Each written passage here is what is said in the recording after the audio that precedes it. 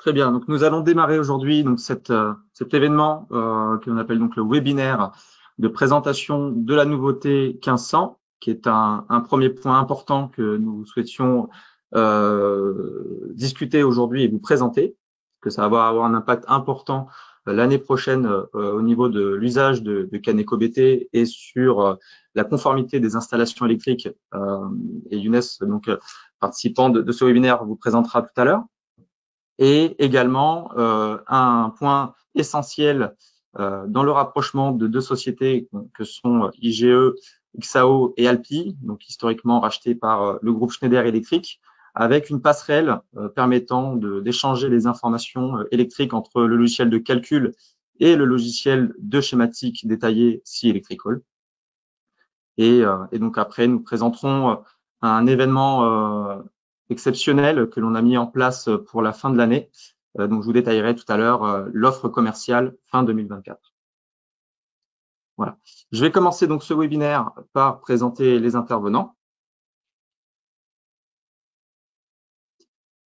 Donc, à commencer par Younes Nadir, qui est le Product Manager, donc le responsable produit Caneco BT, donc qui est la personne ici la mieux placée pour vous parler de la nouveauté 1500. Également, Jean-Philippe Marquez, directeur commercial régional, qui aura le plaisir de présenter la passerelle C-Electrical. Et moi-même, Nicolas Planche, donc je suis l'interlocuteur commercial de l'offre Caneco sur la région sud-ouest. N'hésitez pas, surtout dans le chat, à nous informer s'il y a des problèmes de son ou des problèmes de partage d'écran, pour que vous puissiez bénéficier pleinement des informations qu'on va diffuser aujourd'hui. Donc l'agenda va se dérouler donc sur un format d'1 heure où on présentera dans un premier temps les nouveautés de la 1500.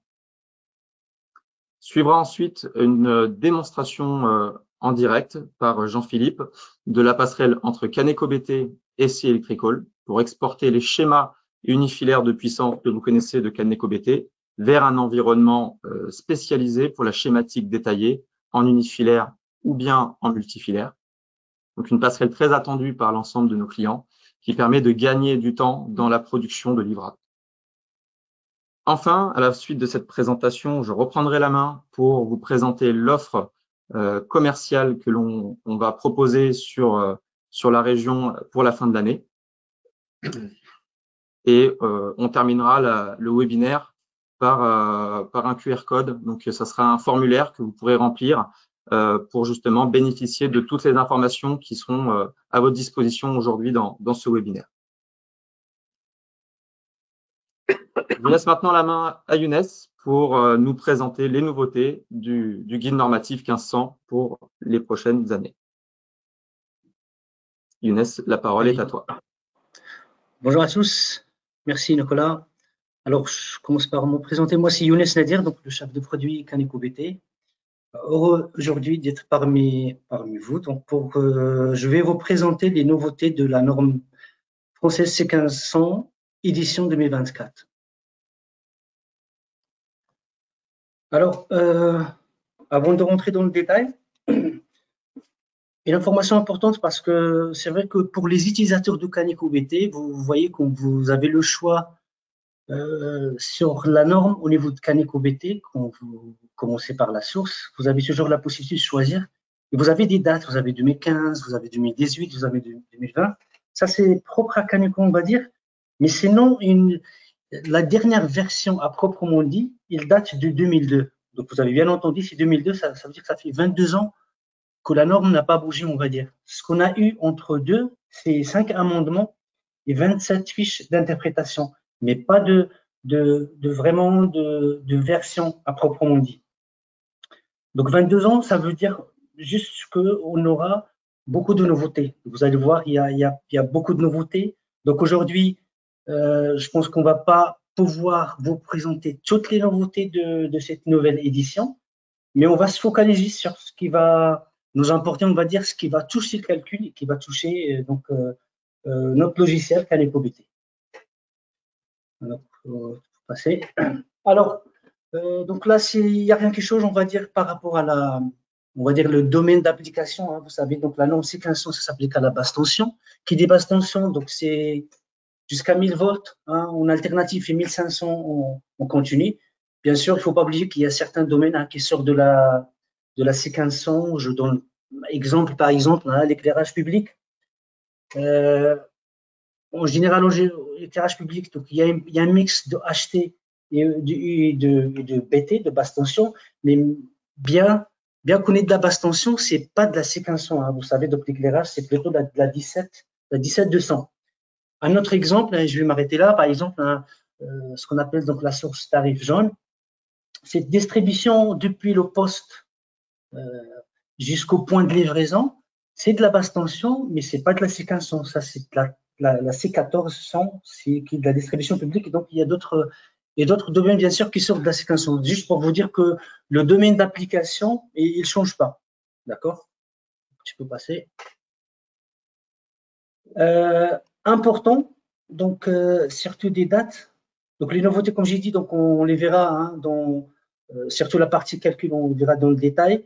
Je voudrais juste indiquer que donc pourquoi cette nouvelle version? Parce qu'il y a pas mal de nouvelles technologies. Donc, par exemple, les IRVE, les installations de recharge de véhicules électriques.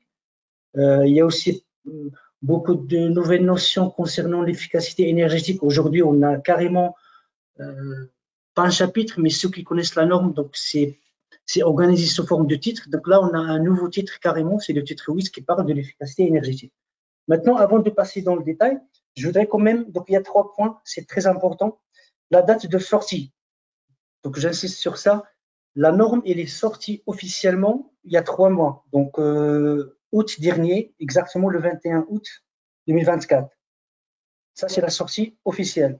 Maintenant, son application, il devient obligatoire 12 mois après. Ça veut dire, donc au mois de septembre 2025, l'application de ces nouvelles dispositions devient obligatoire. Ceci dit, maintenant, c'est pas obligatoire, mais il n'y a rien qui empêche un client qui demande à son bureau d'appliquer la nouvelle norme, donc il a le droit. Ce n'est pas interdit, mais ce n'est pas obligatoire non plus. Donc, maintenant, un dernier point avant de passer donc aux nouveautés. Concernant Caneco, donc ça c'est important, s'il vous plaît. Aujourd'hui, donc on a sorti une version il y a moins d'un mois, au 31 octobre. Dedans, on n'a pas encore intégré ces nouvelles dispositions, cette nouvelle norme, on ne l'a pas encore intégrée. Alors, pourquoi? On était prêt depuis presque un an parce que donc on fait partie du comité normatif, donc on suit les travaux de très près. Donc on avait déjà anticipé, on est prêt. Par contre, on ne l'a pas intégré parce que aujourd'hui, à l'heure où je vous parle, il y a encore des travaux qui sont en cours, des travaux sur les guides, ceux qui savent. Donc il y a un guide qui reprend tout ce qui se rapporte au calcul, c'est le guide C15-105 pour ceux qui ont déjà fait des calculs manuels. Ou son équivalent pour nous, pour les éditeurs de logiciels, c'est le C15-500. Il y a encore des travaux sur ces 2 guides et donc on est obligé d'attendre la finalisation. Je ne dis pas la publication officielle, mais on veut juste être sûr du contenu de ces deux guides avant d'intégrer la nouvelle norme C1500 édition 2024. Donc aujourd'hui, il n'y a pas encore on l'a pas encore proposé sur le logiciel. On est prêt, mais on voudrait être sûr pour ne pas revenir sur certains points parce que donc il y a des travaux qui sont en cours auprès du comité normatif. Mais comme on fait partie, donc on ne va pas attendre la publication, on veut juste être sûr du contenu pour vous proposer la nouvelle norme sur Caneco BT. Donc là, ouais, on peut passer. De toute façon, on va vous présenter ça directement dans le détail. Alors, première chose, c'est on a aujourd'hui, si vous voulez, une nouvelle codification des modes de pause. Alors là, certains exemples. Donc, en gris, vous avez les anciens modes de pause. En bleu, ce sont les nouveaux. Par exemple, là, le mode de pause 13, il s'appellera plus 13, ce sera le 31. Maintenant, ça peut vous paraître anodin, c'est pas juste une question de notification. C'est vrai que rien que la notification déjà, ça peut prendre du temps parce que vous savez, ça fait une vingtaine d'années que si je pose la question à n'importe qui parmi vous, mode de pause 13, que ce soit dans le monde académique ou professionnel, 13, c'est tout le monde sait que c'est chemin de câble ou tablette perforée. Donc le temps de s'habituer à à ces nouvelles codifications, ça va prendre du temps. Mais il n'y a pas que ça, en fait. Il y a des courants admissibles qui sont associés et les coefficients de groupement qui sont associés qui ont changé. Donc, attention, donc changement de code, de mode de pose, mais aussi de certains courants admissibles et certains coefficients de proximité. On passe à la deuxième. Oui. Il y a aussi de nouvelles méthodes de référence. Alors, si vous êtes utilisateur de CanecoBT, ça va être transparent pour vous, cette notion, peut-être vous ne le savez pas. Si vous avez déjà fait des calculs manuels, je pense que ça vous parle. Les méthodes de référence, il y avait B, il y avait C, D, E et F. En fait, ces méthodes de référence, pourquoi c'est important? Parce que parfois, quand on a une méthode de référence, avec la méthode de référence, il y a un coefficient qui va venir donc impacter le calcul de la section. Il y a un coefficient qui s'applique en fait. C'est comme un facteur de correction, mais qui vient avec la méthode. Pourquoi il y avait des coefficients? Parce qu'avant, je parle toujours donc avant par rapport à la nouvelle norme, il y avait un seul tableau qui donne tous les courants admissibles. Ça veut dire que vous aviez un tableau, là malheureusement je n'ai pas le temps de tout vous montrer, mais il y avait un tableau qui donne une correspondance entre section et courant admissible. Il y avait un seul tableau qui était, on va dire, valable pour toutes les méthodes de référence. Et donc, et avant, on venait juste rectifier par un coefficient correcteur par rapport à la méthode. Là, aujourd'hui, c'est fini. C'est que on a autant de tableaux qui donnent des courants admissibles qu'il y a de méthodes de référence. Donc, comme à chaque fois, donc on essaie de le mettre, de vous faire gagner du temps. Donc, ça va plutôt être transparent, pas à 100%. Parfois, donc même après avoir choisi le mode de pose, vous devriez choisir quelle méthode, parce que je vais vous expliquer ça par la suite. Parce que par exemple, pour B1 et B2, bah, les modes de pose qui sont concernés par B1, ce sont les mêmes modes de pose qui sont concernés par B2. Ça veut dire à un moment donné, il faut choisir. Est-ce que c'est B1 et B2? On va vous montrer c'est quoi la différence entre les deux. Donc, il y a de nouvelles notions qu'on va voir juste après. Donc, voilà. Deuxième point, c'était donc de nouvelles méthodes de référence. Troisième point, ça c'est important, et ça va bien sûr toucher les calculs, c'est la fameuse tolérance de 5%. Vous savez, quand on fait un calcul, je vous donne un exemple, hein, je fais mes calculs, hein, j'ai mon courant IB d'emploi, je choisis ma protection, j'ai mon réglage thermique, je divise par mon facteur de correction pour avoir ce qu'on appelle le courant fictif. À partir de ce courant fictif, qui parfois donc il est souvent noté I'Z, on va chercher une section dont le IZ est supérieur à mon I'Z. Sauf qu'il y avait une dérogation à cette règle. Ce sont les fameux 5%. Par exemple, j'ai mon I'Z qui est de 25,5 ampères.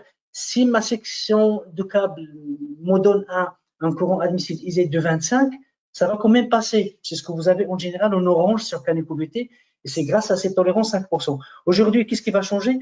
Bah, tout simplement, cette tolérance il n'est pas applicable pour cette liste-là que vous voyez sur l'écran. Donc, pour le 31, 32, 34, 35, 72 et 73, on n'a plus le droit d'appliquer la tolérance 5%. Donc ça, par contre, ce sera transparent pour vous. Donc, on a déjà mis ça en place sur Caneco lorsque vous aurez donc la nouvelle norme dispo sur CanecoBT. On peut passer. Prochaine slide, s'il vous plaît. Alors, ça, c'est très important. Ça touche beaucoup la partie calcul. Donc, ce qu'on a appelé nous, donc ce sont de nouvelles notions dimensionnelles. On va parler de deux notions aujourd'hui. La première, c'est la notion de hauteur vide de construction, ce qu'on appelle V comme vide de construction. Alors, ça va concerner donc certains modes de pose, je pense 4 ou 5 comme ça. Premier exemple, c'est le mode de pose 40. Alors, c'est quoi cette nouvelle notion? C'est ce que je disais, en fait, le 40, il peut rentrer dans la méthode de référence B1 ou la méthode de référence B2. Qu'est-ce qui va faire la différence?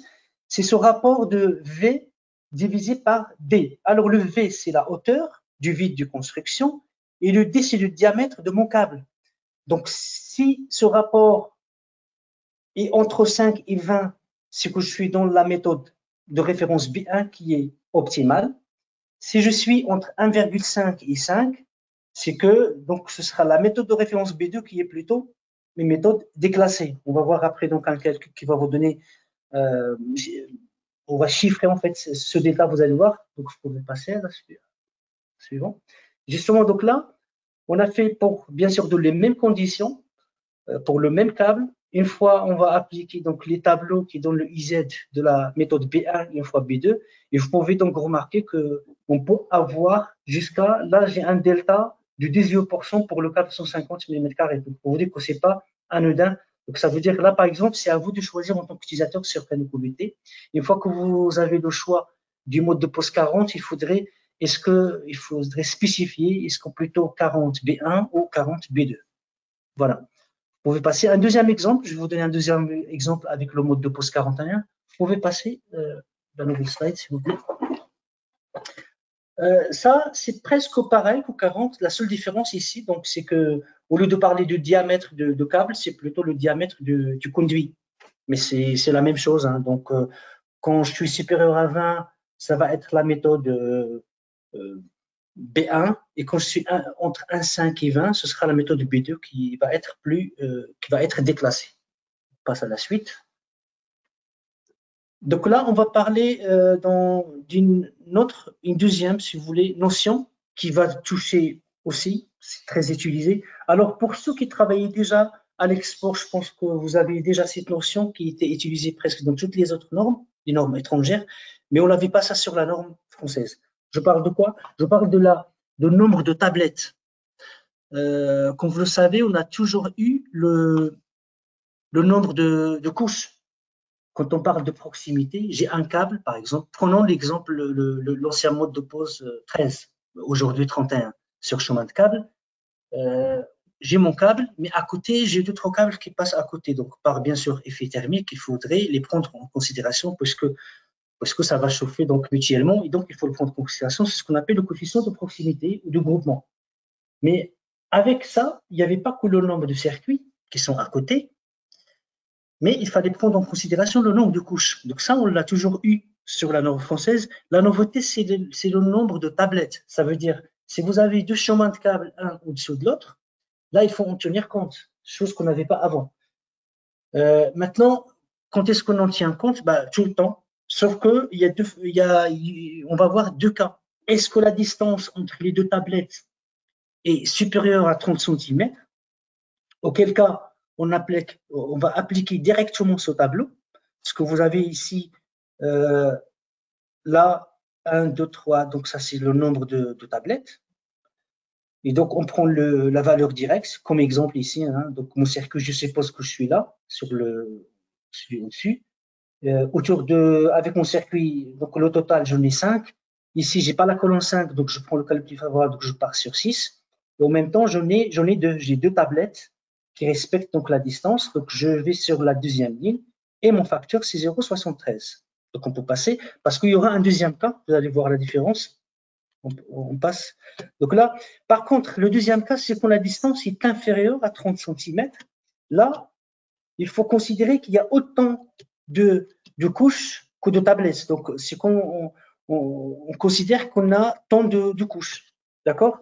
Ça veut dire, dans ce cas-là, au lieu de parler de tablettes, c'est comme si on avait deux couches qui étaient sur la même tablette. C'est un mode de pose équivalent.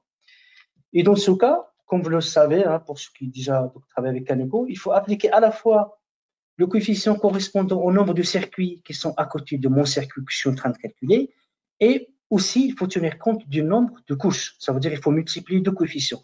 Donc, on passe à la suite, vous allez voir le delta. Donc, ici, pour le même exemple, en haut, en vert, c'est ce qu'on a fait tout à l'heure, 0,73. Maintenant, si la distance est inférieure à 30, il faudrait prendre, comme si on avait une seule tablette, donc toujours j'ai 5 circuits, donc je prends 6, ça donne un coefficient de proximité de 0,76, mais il faudrait le multiplier par le nombre de couches. Dans ce cas, j'en ai 2, donc 2 fois 0,8, donc et là, j'ai plutôt un coefficient de 0,61 qui est forcément plus défavorable. Donc là, on a quand même un delta de 12%. Donc ça, il faut faire attention. Ça, c'est une nouvelle notion, donc on n'avait pas avant. Donc attention, maintenant, le nombre de tablettes, et il faut le prendre en compte. Donc dans la nouvelle norme édition 2024. On passe à la suite. Aussi, donc là, il y a le tableau qui a changé. Donc vous savez, quand vous avez donc un mode de pose enterré, on tenait toujours compte de la résistivité du sol, hein, qui nous donnait donc ce coefficient correspondant. Donc là, le tableau, il a changé. Donc ancienne norme, nouvelle norme, donc on a de nouvelles valeurs. Ça, pareil, donc ce sera plutôt transparent pour vous. On vous demandera donc quel type la nature du terrain et on mettra le coefficient correspondant. On passe à la suite. Alors, un gros sujet. Donc là, je vous donne bien sûr les principales, hein, les principaux points hein, concernant les harmoniques, mais c'est un gros sujet ici. Alors, comme vous le savez, quand il y a des harmoniques, Kaneko les prend en compte. Déjà, quand on est inférieur à 15, hein, je ne vais pas reprendre tout, mais rapidement, inférieur à 15, il n'y a rien qui se passe, c'est comme s'il n'y avait pas d'harmonique. Je parle là, je parle de avant.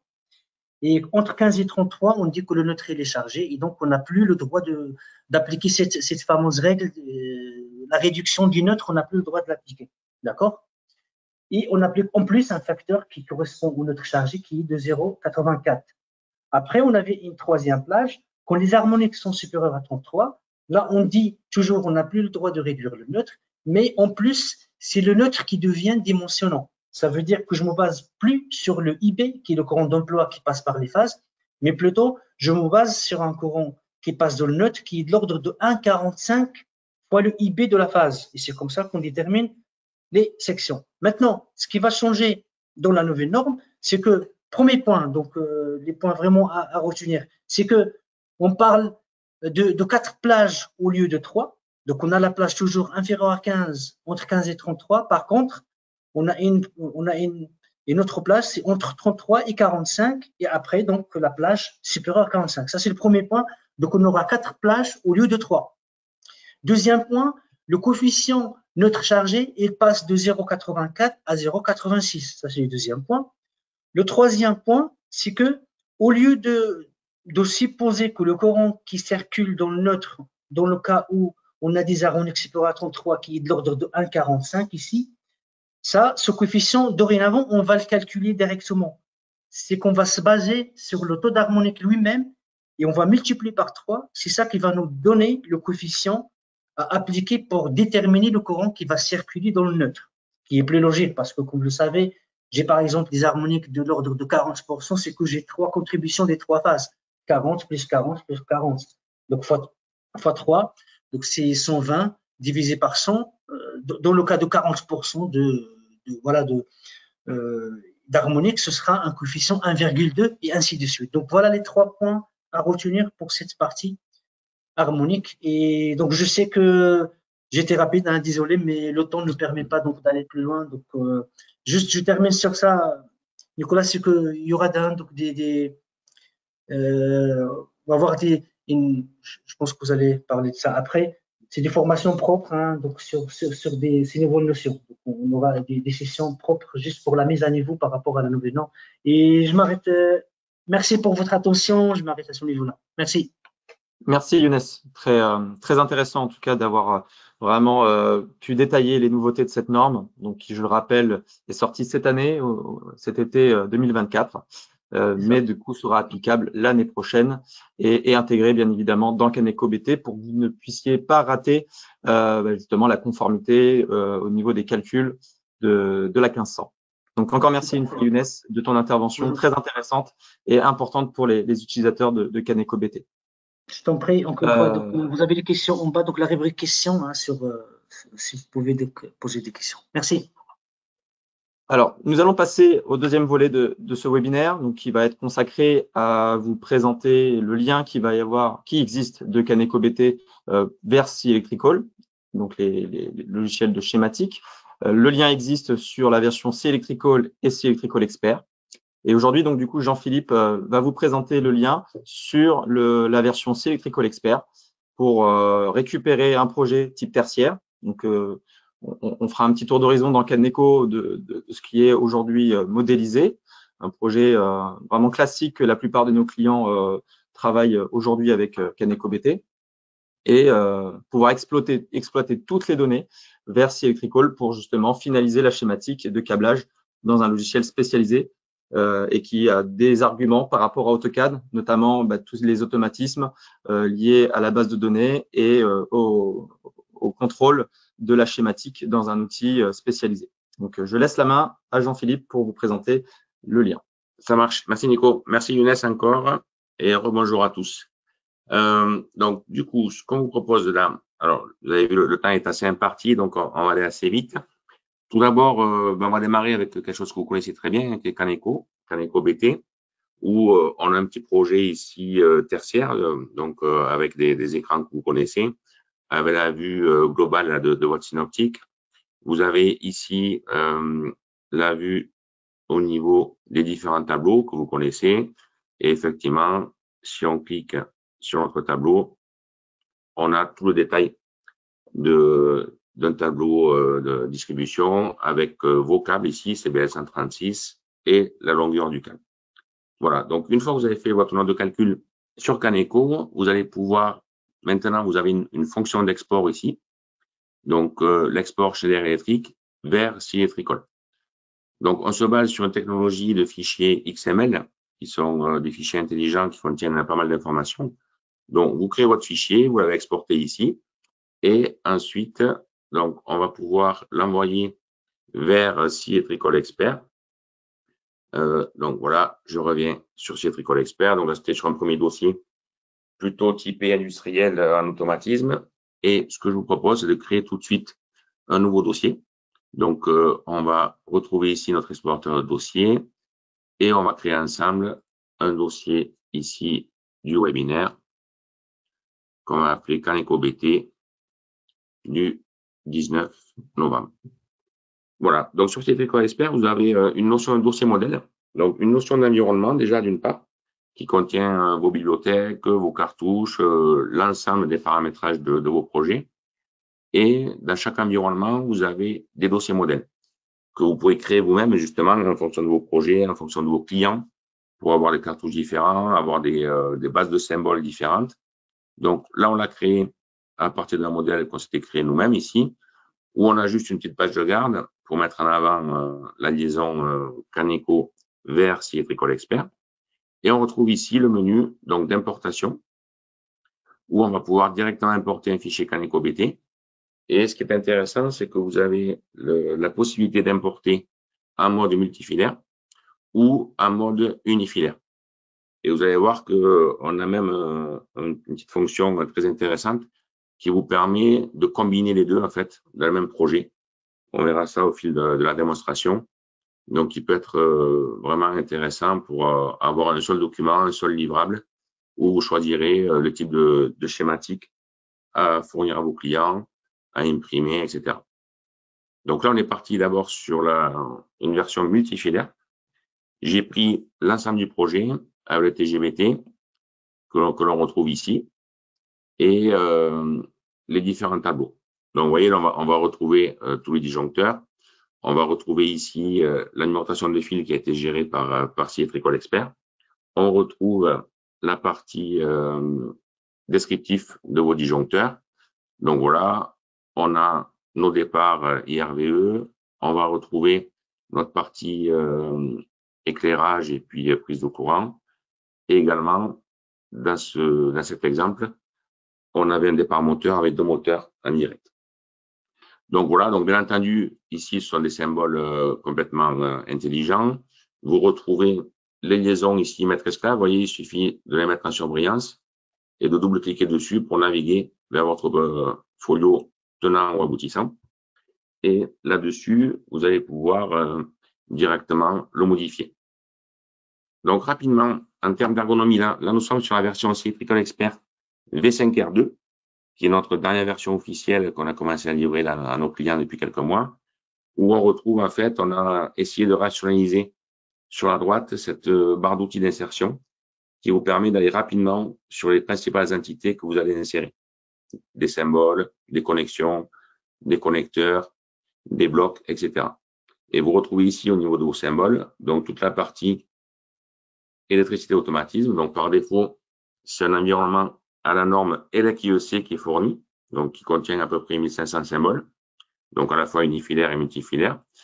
Et vous avez la possibilité de créer vos propres favoris, ici, comme ce que vous avez à l'écran, puissance sous commande, qui vous permet de venir chercher rapidement les différents symboles qui vous intéressent le plus pour travailler plus rapidement.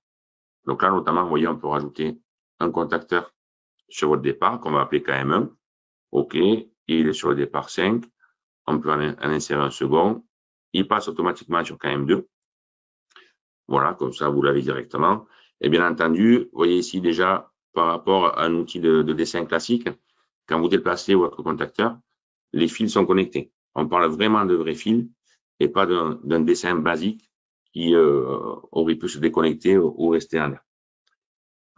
Voilà, vous pouvez bien entendu également sélectionner une partie d'un bloc existant, d'un départ moteur, et bien entendu, à ce niveau, donc juste CTRL-C, CTRL-V, et cela vous permet de venir copier-coller directement un nouveau départ en gardant le contacteur. Comme c'est un esclave ici, c'est à moi de l'incrémenter, il passe en KM3, et je peux aussi incrémenter celui-ci. Je peux changer son repère en appelant Q1 directement, et vous l'avez à ce niveau. Donc, vous voyez très facilement, vous faites des copier-coller, vous pouvez revenir en arrière, CTRL-Z, ou vous pouvez rappeler directement la dernière action, comme vous le souhaitez, CTRL-Y. Vous avez votre schéma qui est positionné. Ce qui va être intéressant aussi pour gagner du temps, une fois que vous avez commencé à créer vos premiers schémas, on vous propose une notion de bloc. Une notion de bloc très intéressante qui vous permet en fait d'avoir des plans types. Donc, soit des parties de schéma, vous voyez comme ici. Ici, moi, c'est classé par départ moteur. Voilà, on peut venir chercher d'autres plans types de puissance. Vous pouvez aller chercher des plans de commande où on peut avoir ici d'autres départs différents. Voilà, vous voyez, avec protection, sans protection, peu importe. Ici, vous avez différentes alimentations. Donc ça, c'est votre valeur ajoutée, en fait, hein, que vous allez enrichir au fur et à mesure de votre création de projet. Vous voyez, ici, on peut mettre un départ de nouveau transfo éventuellement. Et l'intérêt, c'est que vous récupérez tout directement dans votre schéma. Et il faut savoir que maintenant, on a implémenté une notion de macro, c'est-à-dire une notion de variable sur ces blocs, qui vous permet en fait de limiter le nombre de blocs et de venir définir les attributs que vous pouvez changer à la volée au fur et à mesure de votre installation. Donc voilà, donc là, on a complété notre schéma de puissance. On peut créer ici facilement un schéma de commande. Voilà, vous l'appelez comme vous voulez, en gardant la même cartouche. Et ici, vous repartez d'une page vierge avec votre commande. Donc là, justement, pour gagner du temps, on va aller chercher différents types de plans types, de blocs. Vous voyez, donc je peux en prendre un déjà tout fait ici, où j'ai tous mes départs. Et en fait, ça peut être directement une, comment dire, soit une partie d'un schéma. Vous voyez, comme ici, vous allez chercher un circuit de commande avec vos bobines. Vous pouvez par la suite le connecter en allant chercher vos connexions. Donc, on peut travailler tout de suite en mode multifilaire, ici, et avec des renvois de folio. Là, vous voyez, il suffit de vous connecter. Première connexion, la deuxième ici, et on va tracer notre départ de commande. Voilà, comme ceci. Vous pouvez par la suite venir vous accrocher à ce niveau et rajouter un renvoi de folio. OK. Et pourquoi pas, même ici, on va zoomer un petit peu. Voilà. Donc, soit le renvoi de folio, soit on vient chercher une étiquette existante ici sur notre départ, ou on peut le renommer. On peut dire ici, par exemple, on sera sur un plus 24 volts. Voilà. Et ici, on va venir mettre un autre renvoi directement, qu'on va appeler plus 0 volts, peu importe. Donc, soit vous le sélectionnez comme ceci, et là, on va juste faire un copier-coller. Alors ici, on a modernisé un petit peu notre menu contextuel. Sachez que vous pouvez le gérer comme vous voulez. Soit on reste sur du classique Windows, ou on peut garder ce menu circulaire qui peut être sympa. En fait, ça vous permet d'avoir les principales actions rapidement sur une notion circulaire qui peut être assez pratique, quoi. Et là, du coup, il suffit de double-cliquer et on peut retrouver ici. Alors, si je mets directement mon repère, voilà. Donc là, dans ma méthode, moi, j'ai demandé à afficher tous les repères des tenants aboutissants, c'est pas une obligation. Ce qui est important surtout à retenir, c'est qu'ici, en temps réel, vous avez le renvoi de folio qui est revenu par rapport à votre 0 volt. Et si on revient à ce niveau, même chose. On va venir ici mettre un plus 24 volts. Donc, pareil, en temps réel, vous avez le lien. Et bien entendu, vous voyez ici, ça, c'est un numéro d'équipotentiel. Ici, on va les aligner. Voilà, 0 volt, 24 volts. Ils ont été propagés automatiquement sur le circuit de commande ici. Si vous le changez, votre 24 volts, vous dites par exemple que c'est le fil plus 24. Vous le modifiez comme ça. Automatiquement, il est propagé sur l'ensemble de l'équipotentiel. D'accord? Donc, un gros gain de temps pour vous. Vous limitez le risque d'erreur et vous avez toutes les infos qui sont bien propagées. Voilà, sur ce même sujet de référence croisée, vous avez aussi la notion de maître esclave avec les bobines et les contacts. Donc là, vous voyez, on peut récupérer nos étiquettes du circuit de puissance. Vous voyez ici KM1. Alors, il n'est pas localisé comme il faut. On va juste le changer. Et je l'appelle KM1. Vous voyez tout de suite en temps réel, et vous faites la référence croisée, et vous dit OK. Vous avez au folio 3, colonne 5, une liaison avec votre contacteur de puissance. Ce qui est intéressant pour vous là aussi, c'est que si vous changez votre paire ici, par exemple, vous dites KM, vous l'appelez KM moteur, automatiquement, il change votre contacteur de puissance et il va aussi mettre à jour votre bobine en temps réel, quel que soit le folio où ça se trouve. Autre avantage de cette gestion, ici, si on fait la même chose, on va mettre un KM2. Voilà, qu'on va localiser sur le même départ. OK. Ce que vous pouvez faire ici, en fait, pardon, autant pour moi, on va lui imposer une référence matérielle sur cette bobine. Donc, ça me permet de vous montrer l'ergonomie du catalogue ici. Donc, vous voyez, vous pouvez, c'est très moderne. On est sur des formats SQL ici. Vous pouvez filtrer par fabricant. Vous avez une notion de recherche assez pratique ici. Donc, voilà, si on va chercher une référence qu'on connaît tous, c'est un des 09. Voilà, vous pouvez sélectionner. Hop, elle est associée à votre bobine. Si jamais vous en voulez une autre, vous avez ici le web catalogue, qui est une option à forte valeur ajoutée.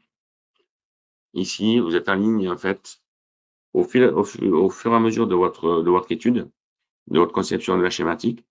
Vous avez ce petit bouton qui vous permet de venir télécharger des mises à jour des bases de données, quelle que soit la catégorie. Vous voyez, vous avez des alimentations, des disjoncteurs, de la commande, des automates, etc. Et ce qui est intéressant, pardon, c'est que ici, si on va chercher par exemple un symbole SmartLink ici, XM quelque chose 08, voilà. Quand vous le sélectionnez, vous voyez, vous avez ce petit bouton qui vous dit que quand vous allez télécharger votre référence matérielle, vous allez également embarquer un symbole pour votre schématique. Et un symbole intelligent, donc qui sera bien défini, qui sera électrique. Il suffit d'ajouter au panier. Pour nos clients tableautiers qui utilisent notre module 3D d'implantation en armoire, on peut télécharger aussi la vignette 3D.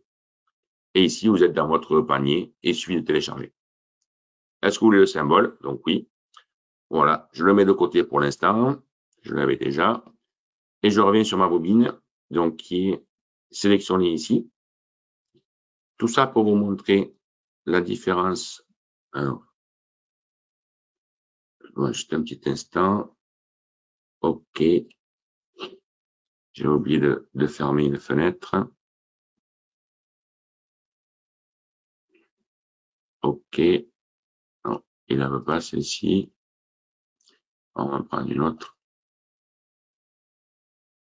Voilà. Et OK. Là, vous voyez la différence. Ici, si je vous zoome les deux bobines, KM moteur et KM2, du fait d'avoir géré votre référence matérielle sur cette bobine-là, vous récupérez automatiquement le numéro de borne et vous avez la gestion de la capacité de votre contacteur. Là, il vous dit, OK, on a bien le contacteur de puissance qui est bien ici, KM2. On a un contact, à fermeture 13-14. Et vous avez en réserve un 21-22. Et vous voyez, ce qui va être sympa, c'est que si je crée un nouveau folio 100, que j'appelle annexe commande, pour moi, annexe commande, voilà, on l'ouvre.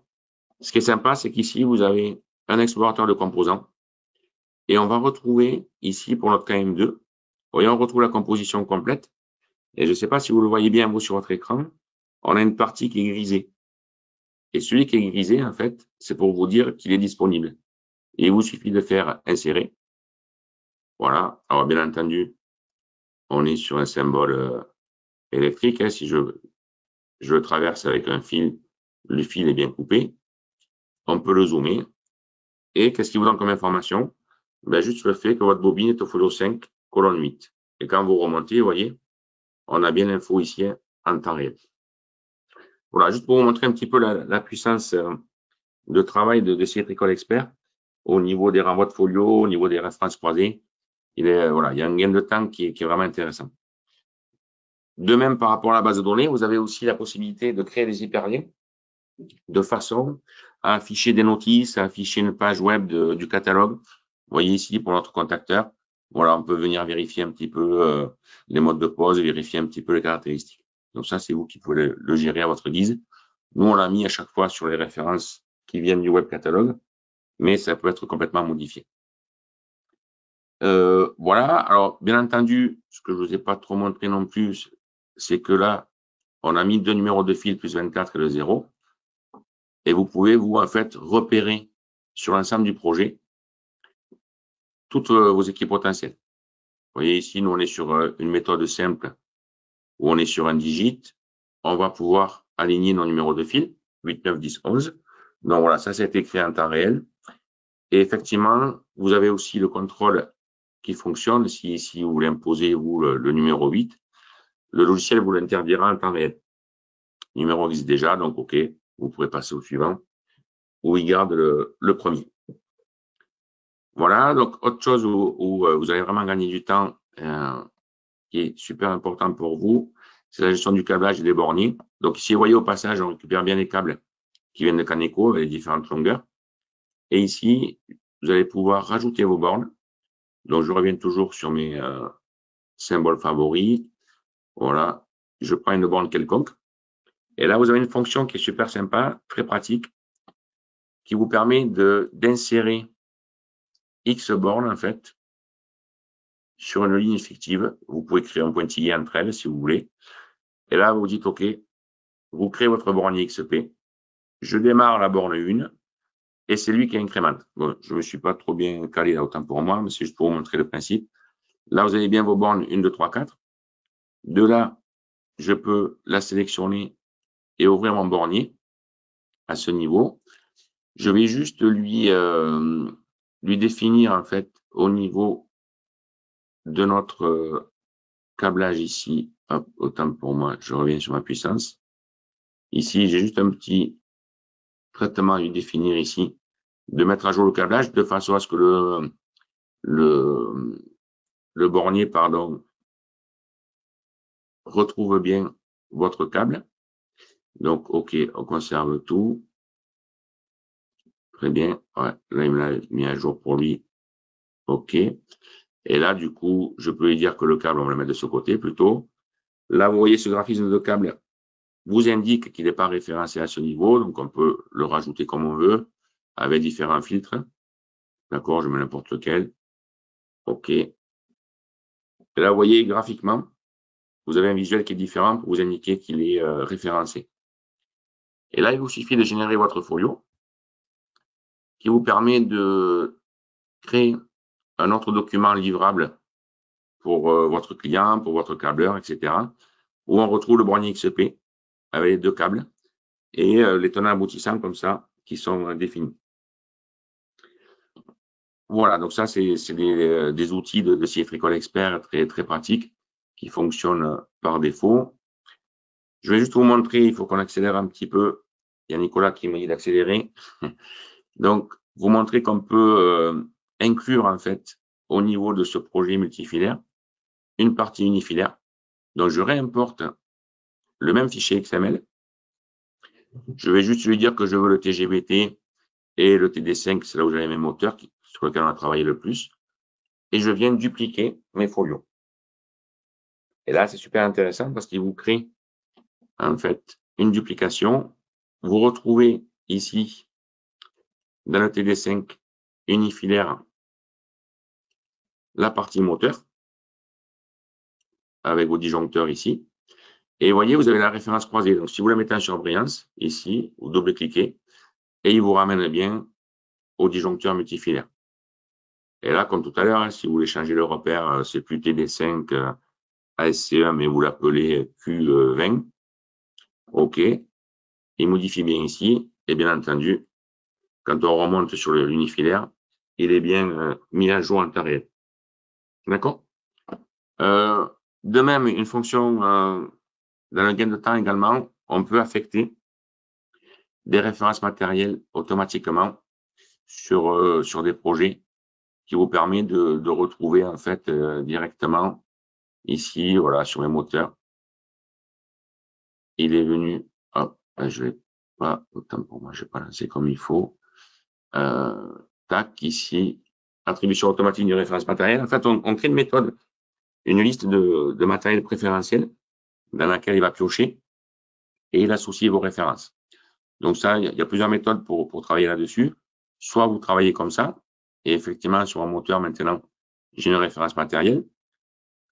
Tout ça vous permet d'extraire et de générer rapidement des listes de matériel, des nomenclatures, ou carrément des carnets de câbles.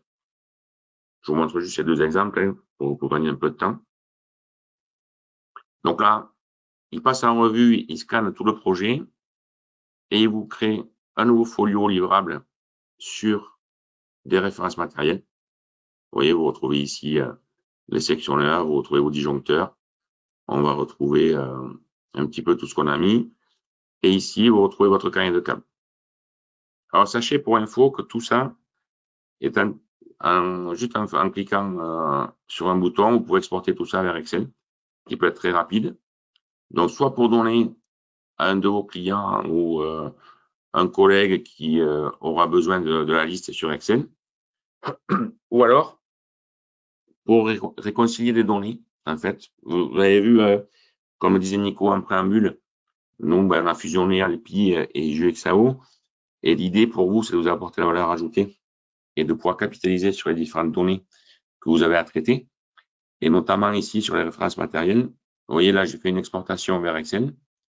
Cette fonction vous permet de modifier les informations et de pouvoir récupérer, pour ceux qui utilisent la nomenclature d'un Caneco, vous pouvez aussi faire un export Excel. Donc ça, c'est ce qu'on a fait nous en préambule. Et là, pourquoi pas récupérer vos références. Vous faites juste un copier-coller et on va retrouver tout ça ici. Je vais filtrer mes étiquettes.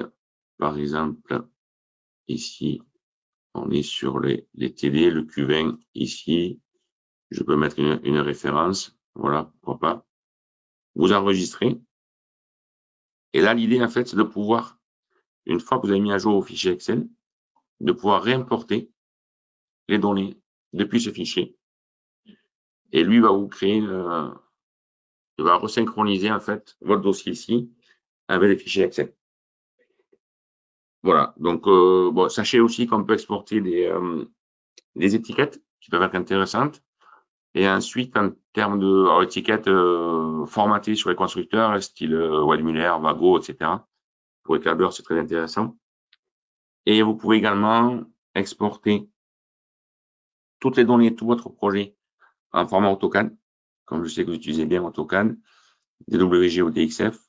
Et vous pouvez également exporter, on a une notion de fichier PDF intelligent qui est intéressante, qui vous permet de conserver tous les liens qu'on a pu voir ensemble là.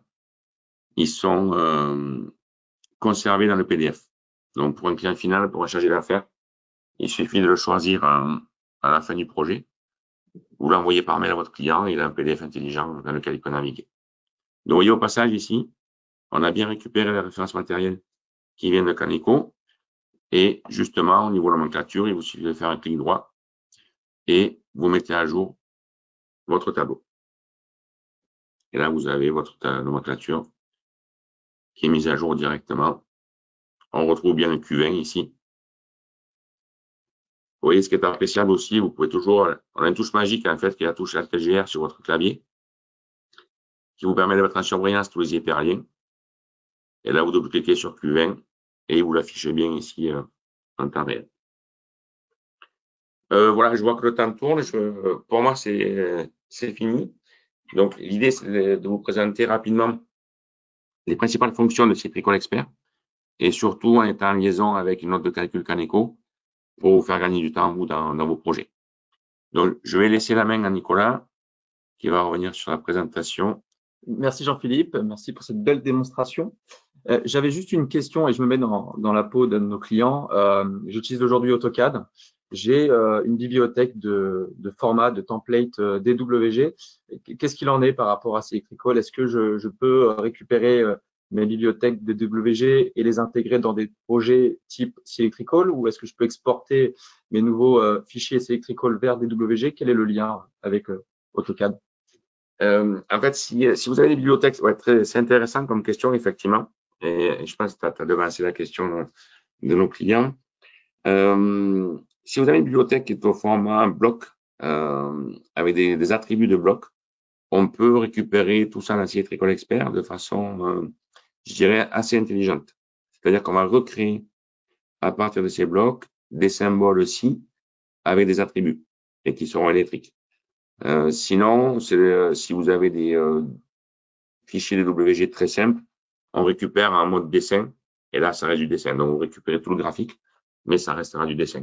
Ok, donc je peux quand même garder un historique de mes DWG pour les retravailler sur Citricol. Très bien. Et vous pouvez mixer dans le même projet ici à la fois des fichiers DWG importés et des fichiers sources Citricol Expert. Très bien, merci Jean-Philippe. Donc, on va clôturer ce volet de présentation logicielle pour vous détailler maintenant l'offre commerciale Caneco sous forme de souscription. Parce que du coup, depuis le 1er janvier de cette année, on a basculé notre offre commerciale de la licence perpétuelle vers de la licence en souscription, donc en abonnement annuel, et qui est très simple, qui se divise en 2 packages de fonctionnalités. Donc, vous avez le premier package qui s'appelle Caneco Go, qui permet d'avoir accès au logiciel Caneco BT dans une configuration complète de fonctionnalités, comparé à ce que vous connaissiez avant de Caneco BT classique avec les packs complémentaires. Donc, Caneco Go permet d'avoir accès à Caneco BT dans une configuration complète. Il reste un add-on qui serait intéressant d'intégrer pour certains qui font des projets à l'international, qui est la norme et les traductions de langue pour basculer Caneco sur de l'international. Sinon, on a vraiment une version complète de Caneco BT. Donc, on va retrouver toute la partie schématique que vous connaissez, unifilaire, les calculs selon les normes, les imports-exports de données vers Citricol, bien sûr, parce que c'est intégré dans le package gros, Excel, le panier Excel pour récupérer la commande de matériel. Le courant continu qui était justement pas prévu dans la version classique de Caneco BT et qui est intégré au package gros, et un module d'efficacité énergétique qui permet de calculer les pertes joules au niveau des câbles. Et ensuite, nous avons le deuxième package qui s'appelle Caneco Scale Plus et qui permet d'avoir toutes les fonctionnalités de Caneco Go, donc Caneco BT, avec en plus le module Arc Flash de Caneco BT pour le calcul des puissances d'arc électrique au niveau des armoires de distribution, et le logiciel Étape Design qui vient remplacer son grand frère Caneco HT et qui va permettre de prendre le relais pour l'avenir de Caneco sur les calculs et la simulation haute tension. Donc ici, un petit rappel des fonctionnalités de Caneco BT, de Caneco Go, ainsi que de Caneco Scale Plus avec le logiciel Étape. Les modules complémentaires que l'on peut encore activer avec les 2 formules que je vous ai présentées précédemment. Donc, il va y avoir le module AutoCAD OOM, qui est un AutoCAD éditeur qui permet justement d'avoir accès à une licence d'AutoCAD avec l'add-on Caneco Implantation qui est prévu dans le package, dans l'option maquette numérique BIM. Donc, ces deux packages sont par définition activables simultanément. Vous pouvez très bien activer aussi le module maquette numérique BIM sans AutoCAD OM si vous disposez d'une licence AutoCAD complète et d'une licence Revit pour l'add-on Caneco BIM. Petite nouveauté, du coup, la troisième option qui s'appelle module PV, donc qui est le nouveau logiciel du côté Caneco Electrical, et qui permet de pouvoir modéliser, calculer les installations photovoltaïques selon le guide 15712. Donc, vous pourrez modéliser toute la partie panneau jusqu'à l'onduleur, calculer et dimensionner les câbles en courant continu et de continuer la modélisation jusqu'au TGBT. Donc, vous avez sur un même projet la possibilité de pouvoir calculer et modéliser la partie DC et la partie AC d'une installation connectée photovoltaïque. Et donc, la dernière option internationale qui permet d'avoir accès aux différentes normes, les bases de données et les langues étrangères. Alors, pour ce webinaire, aujourd'hui, nous avons prévu de vous présenter une offre commerciale qui s'appelle Fin 2024 et qui permet à tous ceux qui disposent d'une licence Caneco BT perpétuelle de basculer vers cette nouvelle offre. Donc, quelles sont les conditions commerciales? Alors, c'est simple, c'est qu'on va vous permettre de migrer votre contrat de maintenance de votre licence Caneco BT vers un tarif de souscription qui sera un tarif définitif au bout de 3 ans, donc une augmentation progressive de votre contrat de maintenance pour arriver à un tarif préférentiel de souscription annuelle et d'arriver sur un package, donc du coup Caneco Gros ou Caneco Scale Plus. Et la petite surprise de cette offre commerciale de fin d'année, c'est que en même temps que vous migrerez votre licence perpétuelle vers l'un des packages Caneco, vous aurez accès à une licence Electrical Expert jusqu'au 31 octobre 2025. Donc ça, c'est vraiment la surprise et une disposition exceptionnelle de cette offre, c'est que vous aurez accès à une licence. Alors, on prévoit, s'il y a un véritable engouement sur cette offre, de vous proposer une formation vous permettant justement de prendre en main CE Electrical, notamment pour justement vous permettre une accélération de l'amélioration de vos outils de schématique, et puis de bien prendre en main l'outil par rapport au projet Caneco BT que vous allez produire, que vous produisez aujourd'hui au bureau d'études.